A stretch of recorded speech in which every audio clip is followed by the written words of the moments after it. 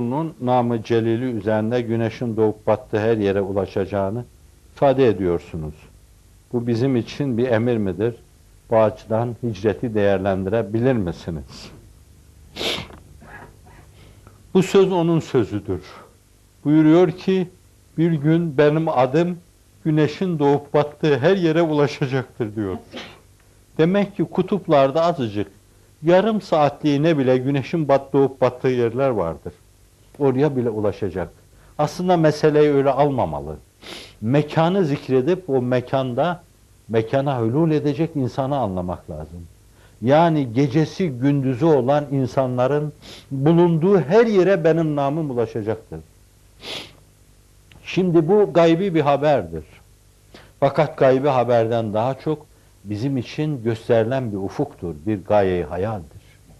Bize verilmiş bir hedeftir. Diyor ki siz benim adımı, namı celilimi güneşin doğup battığı her yere götürün.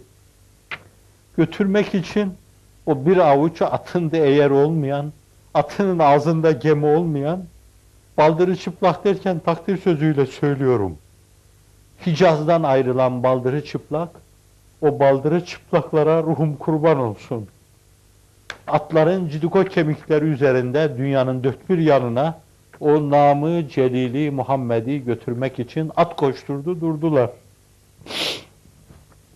O anil merkez hareketin, merkez kaç hareketin gücü bir yere kadar gitti durdu. O merkezden hızını alan güç bir yerde bitti durdu. Bayrak taşıyan kollar bir de yerde yoruldu, bayrak bırakıldı. At çatladı, silah işlemez oldu, kılıç köreldi, yay açılmaz oldu, ok gitmez oldu. Ve gele gele size geldi. Götürebildikleri yere kadar götürdüler. Bize getirenlerin de ruhu şad olsun. Biz bir Asya milletiyiz. Onlar Hicret-i Seniye'nin 80. senesinde Buhara'ya gelmeselerdi, 40. senesinde Maveraun Nehre ulaşmasalardı biz nereden Müslümanlığı öğrenecektik? O ilk Müslümanlar İslam'ı çok iyi yorumlamasalardı, bizim anladığımız manada seslendirmeselerdi, nasıl böyle bir Müslümanlığı anlayacaktık? Ama her bir fani gibi onların da bir ömrü vardır. Onlar da ömrü tabiilerini tamamladılar ve göçüp gittiler Allah'a. Vazife başında gittiler. Şimdi gele gele bu vazife size düştü. Ama acıdır çok. Allah Resulü'nün namı celili güneşin doğup battığı her yere gidemedi henüz. Sizin arkadaşlarınız Sibiryalarda yaz günleri sıcağın 30-40 derece olduğu, kış günleri de soğuğun 60 derece olduğu bir yerde o namı celili Muhammed'i şöyle veya böyle tutturabilir miyiz diye uzay yazı yazar gibi oraya o namı yazmaya çalışıyorlar. Eskimolların ülkesine. Bilmem ki Güney Kutup'ta insan var mıdır oralara kadar dünyanın her yerine namı celili Muhammed'in götürülmesi. Bırakın buraları da bir Almanya'ya gidin, dünya kadar yer gezersiniz de ruhi revani Muhammed'i minarelerde şehval açmaz. İngiltere'de dünya kadar yer dolaşırsınız da ezan sesi duymazsınız. Camileri vardır belki ama sizin camilere benzemez. Müezzinleri kapalı yerde ezan okur. İmamların sesi sokağa taşmaz. Oralarda sokakları da alacak şekilde gürül gürül namaz kılınmaz. Itri'nin bestesiyle salatı selamlar okunmaz. Allahu Ekberler denmez. Ve Allah Resulü'nü kaldığım sürece ben oralarda çok garip hissettim. Çok az anılıyorsun ya Resulallah. Herhalde çok gurbet yaşıyorsun buralarda dedim kendi kendime. Bir senden evvel ama senden küçük o peygamberlerin haline bakıyorum. Bir Amerika'da bakıyorum, Davud'un sesi senden yüksek çıkıyor.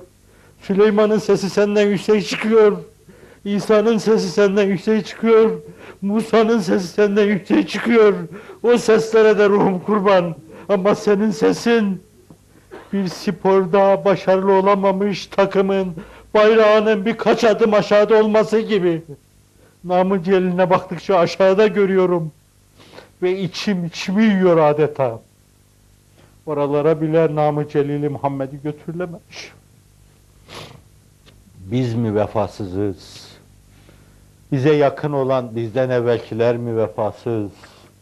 Tarih mi vefasız? Tarihseller mi vefasız? Kim vefasız? Bilemeyeceğim. Ama herhalde dostun vefasızlığı bahis mevzu, düşmanın husumetinin yanı başında. Bunun için güneşin doğup battığı her yere mutlaka ulaşmamız lazım. Bunu ister bir emir telakki edersiniz sahibinden, ister bir gayeyi hayal telakki edersiniz. Sizin için bir ufuk, bir hedeftir. Buraya ulaşın demiştir ümmetine. Ve isterseniz onu henüz vakti gelmemiş, gayipten verilen bir haber telakki edersiniz. Demek ki Allah Resulü olacak bir şeyi söylüyor. Madem bu olacaktır öyleyse, bence bunu oldurmaya çalışmalıyız. O olacak şeyin yanında Allah'ın inayeti vardır, Allah'ın keremi vardır, Resul'ün şefaati vardır. Allah Celle Celaluhu sizi tutup kaldıracaktır. Allah sizi tutup kaldıracaktır. Allah'ın inayet ve keremiyle. Bunu ben bir işarete binaen söylüyorum. Sizin tutulup kaldırıldığınıza dair bir işarete binaen söylüyorum. Ama müsaadenizle onu açamayacağım. Çünkü mezun değilim onu açmaya. Onunla benim aramda bir sır olarak kabul edeceğim. Eğer tutulup kaldırılmayı düşünüyorsanız, dağınıklığının giderilmesi ve toparlanmayı düşünüyorsanız, bu işe sahip çıkın. İslam'ın dağlık şemlini bir araya getirin. Ki Allah da sizi dağınıklıktan kurtarsın, derlenip toparlanmanıza yardımcı olsun ve tutsun sizi, tutup kaldırdığınız hakla beraber kaldırsın. Hakkı koyacağı yere koysun. Hak sahiplerini, ihkaka hak yapanları hakkı kaldırıp koyduğu yere koysun. Ben sizden fazla bir şey istemiyorum. İstemeye hiç hakkım yok. O konumda da değilim. Ama başlattığınız şu şeyi devam ettirmenizi istirham ediyorum. Allah aşkına, Resul'ün hatırına, şanlı tarihinizin hatırına, tarihinizde sizin garip bir hadise değil bu. O kadar çok tekerrür etmiş, o kadar çok baskısı yaşanmış, o kadar çok şablonu var ki, size diyorum bu kanevçe üzerinde hayatınızı ördüğünüz zaman, örgülediğiniz zaman, bu kendi kendine gerçekleşecektir Allah'ın inayet ve keremiyle. Bu başlamış bir iş. Yarıda bırakmayın. Bir kırık plak gibi kalmasın. Bu ses, bu beste tamamlansın Allah aşkına. Bunu arkadan gelenler dinlerken, yahu tamam olmuyor bu şiir demesinler. Bu beste tamam olmuyor demesinler. Dinlesinler ve tamamlayanlara rahmet desinler.